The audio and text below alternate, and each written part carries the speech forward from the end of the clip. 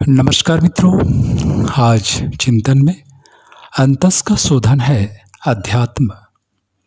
हम सब भगवान की सेवा करना चाहते हैं, परंतु उसकी अनुकूल भावना को विकसित नहीं करते। भावना जब विकसित हो जाती है तो उसे ही अध्यात्म कहते हैं। अध्यात्म और कुछ नहीं, आपके मनोभावों की परिस्थिति का ही स्वरूप है। इसे जिसने जान लिया वह जीवन में करने योग्य एक ही कार्य समझता है, वह है अपनी आत्मा की शुद्धि और उत्कृष्ट जीवन क्रम की दिशा में बढ़ना। यह होगा अपने अंतस के शोधन से, जिसका एकमात्र उपाय अध्यात्म है।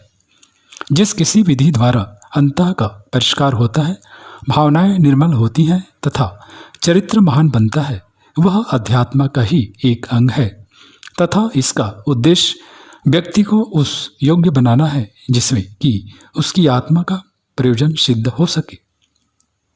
अध्यात्म वही उत्कट भावावस्था है जिसे किसी चमत्कृत कर देने वाले पुरुषार्थ से कम न समझा जाए।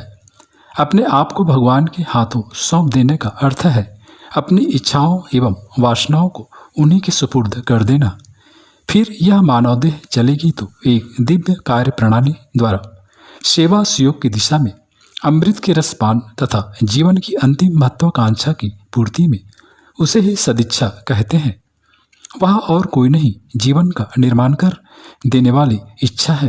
राग दोष से परे की इच्छा, सेवा विकल्प के अभाव में इच्छा, जीवन का परिष्कृत स्वरूप प्रदान करने की इच्छा, हर दृष्टि से मनुष्य जीवन के सही नियोजन की इच्छा।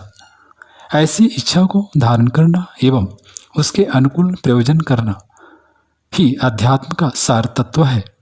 एवं इसके लिए चाहिए एक दृढ़ इच्छा शक्ति एवं प्रचंड मनोबल उत्साह।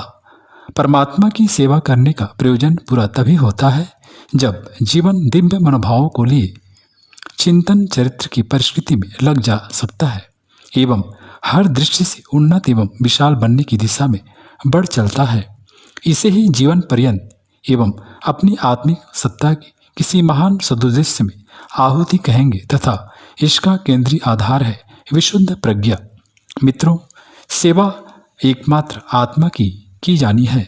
उसे ही विशाल बनाकर उच्चतर महत्वाकांक्षा की पूर्ति करनी है।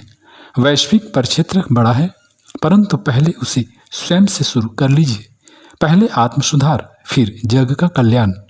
दोनों प्रयोजन उस दिव्य सत्ता की परिस्थिति जन्य तत्परता तथा महत्वाकांक्षा को दर्शाते हैं तथा जीवन का महान रथ चलता आत्मा की प्रगति के लिए ही है।